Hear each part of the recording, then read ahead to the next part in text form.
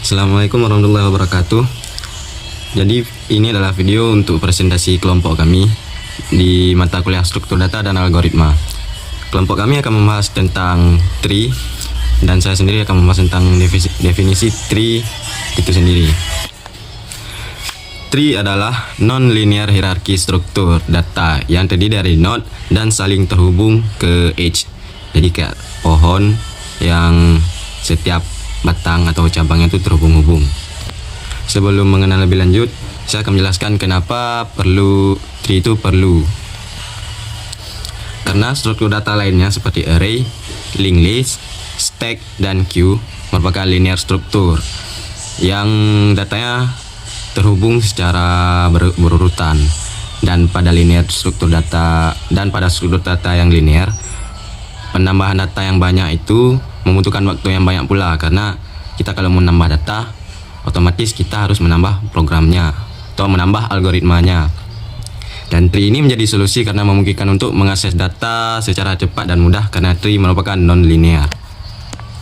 Ada beberapa elemen di tree ini, yaitu yang pertama pastinya nodes, yaitu node yang banyak-banyak. Ini adalah poin dari datanya itu sendiri.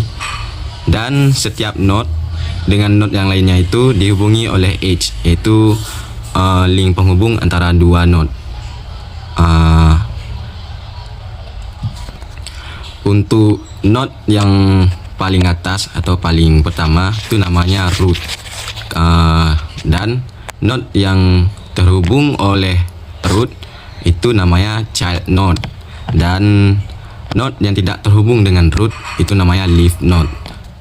Selanjutnya ada head of a node, yaitu itu simpelnya gini. Ada root, habis itu berapa jumlah edge dari root hingga ke node terakhir di leafnya. Misalnya ada 2, berarti root, habis itu child of node, habis itu leaf, berarti ada 3 edge-nya itu. Selanjutnya ada deep of node, itu simpelnya berapa jumlah edge misalnya dari root, berapa jumlah cabang yang terhubung ke root tersebut. Nah, bisa kalau ada 2 berarti 2. Selanjutnya height of tree, berarti itu tinggi dari root, dari node yang pertama hingga ke leaf. Berapa tingginya, berarti itu height of tree sebutannya. Dan untuk degree of a node, jumlah total percabangan dari sebuah node. Misalnya dari root, jumlah total percabangannya ada berapa, dan di bawahnya ada berapa. Nah, di sini saya akan menjelaskan jenis-jenis tree. Di dalam struktur data tree terdapat beberapa jenis tree yang umum digunakan sesuai dengan kebutuhan pengolahan data. Salah satu yang paling dasar adalah binary tree, yaitu tree di mana setiap node hanya memiliki maksimal 2 anak, yaitu kiri dan kanan. Dari binary tree ini kemudian berkembang jenis lain seperti binary search tree yang memiliki aturan khusus, yaitu nilai pada bagian kiri harus lebih kecil dari root, sedangkan yang bagian kanan harus lebih besar. Aturan ini membuat proses pencarian data menjadi lebih cepat dan terstruktur. Selain itu juga ada FL tree, yaitu pengembangan dari binary search tree yang bersifat seimbang. Pada FL tree, perbedaan tinggi antara subtree kiri dengan kanan dijaga agar tidak lebih dari 1, sehingga performa pencarian tetap optimal. Jenis lainnya adalah B-tree yang biasanya digunakan dalam sistem database. Berbeda dengan binary tree, B-tree ini memungkinkan satu node memiliki lebih dari 2 anak dan lebih dari 1 nilai, sehingga sangat efisien untuk menyimpan dan mengelola data dalam jumlah yang lebih besar. Secara umum, jenis tree memiliki keunggulan masing-masing, namun semuanya tetap memiliki konsep dasar yang sama, yaitu menyimpan data dalam bentuk hierarki agar lebih mudah diakses, dicari, dan juga dikelola. Selanjutnya di sini ada jenis-jenis tree. Salah satunya adalah binary tree. Seperti yang sudah kita ketahui tadi, binary tree adalah salah satu jenis struktur data tree di mana setiap node hanya dapat memiliki maksimal 2 anak, yaitu child kiri dan juga child kanan. Setiap node hanya bisa memiliki 0, 1 ataupun 2 anak, tergantung posisinya di dalam pohon. Node yang paling atas disebut dengan root dan node tanpa anak adalah disebut dengan leaf. Contohnya seperti pada gambar ini, node 1 adalah root yang memiliki dua anak, yaitu node 2 dan juga node 3. Node 2 sendiri memiliki dua anak lagi, yaitu node 4 dan juga node 5, sedangkan node 3 tidak memiliki anak sama sekali. Struktur binary tree ini digunakan untuk mengatur data secara hierarki, sehingga lebih mudah dan cepat dalam proses pencarian maupun pengolahan data. Karena setiap node hanya memiliki dua kemungkinan cabang, maka alurnya menjadi lebih terstruktur dan juga efisien dibandingkan dengan struktur data linear seperti array ataupun linked list. Dalam praktikannya, binary tree ini sering menjadi dasar untuk struktur lain seperti binary search tree yang digunakan untuk pencarian data secara cepat. Secara sederhananya, kalian bisa membayangkan binary tree itu seperti pohon keluarga yang setiap orang itu memiliki dua anak dari satu induk. Induknya itu yang disebut dengan root. Data akan bercabang ke kiri lalu ke kanan, kemudian terus berkembang ke bawah dengan aturan yang sama. Struktur inilah yang membuat binary tree ini sangat berguna dalam dunia pemrograman dan juga algoritma. Kemudian saya akan menjelaskan mengenai jenis binary tree.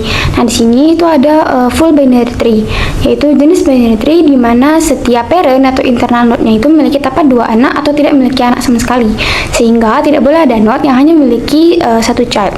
Nah, jika dilihat pada gambar, setiap node yang bercabang itu selalu memiliki dua anak, sehingga strukturnya itu lebih teratur dan lebih seimbang. Dan karena itu juga jenis binary tree ini sering disebut sebagai proper binary tree. Nah, pada full binary tree juga terdapat teorema yang menjelaskan hubungan antara jumlah node, leaf, dan struktur tree. Misalnya jumlah leaf itu dapat dihitung berdasarkan jumlah node internal. Selain itu, struktur ini juga dapat diimplementasikan dalam bahasa C menggunakan konsep struct dan pointer untuk menghubungkan setiap node. Nah, untuk penjelasan yang lebih lengkap itu kalian dapat lihat di link yang tersedia di slide berikut. Selanjutnya ada complete binary tree, yaitu jenis binary tree di mana semua level itu terisi penuh kecuali level terakhir. Nah, pada level terakhir ini, node itu harus diisi dari kiri ke kanan tanpa ada celah. Nah, kemudian jika kita lihat pada gambar berikut, node tersusun secara berurutan dari kiri sehingga tidak ada posisi kosong yang ada di tengah. Karena itu, pada complete binary tree ini, setiap penambahan node itu harus dimulai dari sisi kiri terlebih dahulu agar strukturnya itu tetap rapi dan efisien. Nah, struktur ini juga sering digunakan dalam implementasi seperti heap. Dan untuk penjelasan lebih lengkapnya, kalian bisa cek di link berikut. Nah, sekarang saya akan menjelaskan perbandingan singkat mengenai full binary tree dan complete binary tree. Nah, jika dilihat pada gambar, beberapa struktur tidak termasuk full binary tree karena terdapat node yang hanya memiliki satu anak, sehingga melanggar aturan yang mengharuskan setiap node itu memiliki 0 atau 2 anak. Sementara itu, pada complete binary tree yang diperhatikan adalah susunan node yang harus terisi dari kiri ke kanan tanpa ada celah, sehingga meskipun dia ada node dengan satu anak masih bisa termasuk complete binary tree selama posisinya itu masih sesuai. Nah, dari gambar ini dapat disimpulkan bahwa full binary tree itu lebih ketat pada jumlah anak, sedangkan complete binary tree itu lebih fokus pada kerapian susunan node. Jadi selanjutnya ada perfect binary tree. Jenis binary tree ini adalah binary tree yang setiap internal node-nya harus mempunyai dua anak atau children dan leaf node pada level yang sama. Artinya struktur tree ini benar-benar penuh dan simetris di setiap levelnya, seperti yang ada di gambar ini. Ini ada satu, ini ada 3 anak. Jika tree tidak memiliki children, maka disebut perfect binary tree dengan H sama dengan 0. Kemudian ada degenerate atau pathological binary tree. Jenis binary tree ini hanya memiliki satu children, baik pada sebelah kiri maupun di sebelah kanan.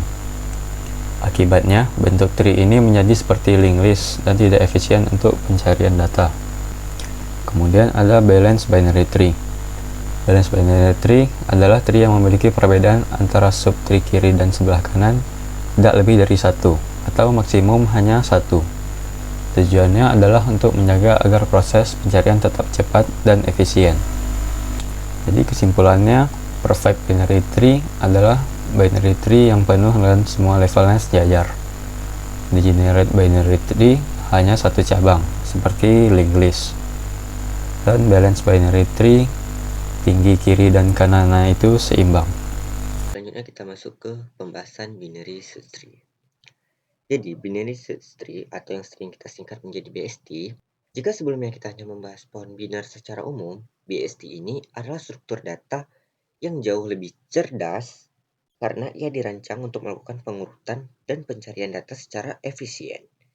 Jadi, pada slide ini, teman-teman bisa melihat BST ini juga dikenal dengan istilah ordered binary tree. Mengapa disebut terurut? Karena ada aturan baku dalam penempatan setiap nilainya. Jadi, aturan pertamanya, semua nilai node yang berada di pohon bagian kiri harus lebih kecil daripada nilai rootnya. Lalu, pada aturan kedua, semua nilai node bagian kanan harus lebih besar daripada nilai rootnya. Pada gambar, kita bisa melihat angka 30 ini sebagai root utama. Lalu pada sisi kiri, kita punya angka 15 karena angka 15 lebih kecil daripada angka 30. Jadi penempatan ini benar. Lalu di bawah angka 15 ada angka 7 di kiri dan 22 di sebelah kanan. Yang mana ini juga termasuk dalam aturan binary search tree, yaitu di kiri lebih kecil, di kanan lebih besar. Jadi, aturan ini berlaku terus ke bawah secara konsisten sehingga kita ingin mencari sebuah angka, kita tidak perlu mengecek seluruh isi pohon, cukup bandingkan dengan rootnya saja. Lalu, apakah semua pohon seperti ini otomatis menjadi BST? Belum tentu. Jadi, mari kita lihat perbandingannya. Jadi, pada slide ini menunjukkan pentingnya ketelitian dalam menyusun struktur data BST. Jadi, sebuah pohon biner bisa saja terlihat rapi, tetapi jika ada satu saja node yang melanggar atau lebih kecil atau kanan lebih besar, maka ia tidak bisa disebut dengan BST yang valid. Perhatikan gambar yang di sebelah kanan, yaitu yang diberi tanda X merah. Secara sekilas, struktur ini tampak normal. Root utamanya adalah 8, sebelah kirinya 3, dan sebelah kanannya 10. Sampai level ini, aturannya masih benar. Tetapi, coba teman-teman perhatikan anak dari 3 ini. Di sana, angka 2 diletakkan di posisi sebelah kanan angka 3. Secara logika BST, posisi kanan seharusnya diisi oleh angka yang lebih besar dari angka 3 ini. Maka struktur ini dinyatakan salah atau bukan merupakan binary search tree. Jadi kesimpulannya, dalam membangun BST, konsistensi adalah kunci.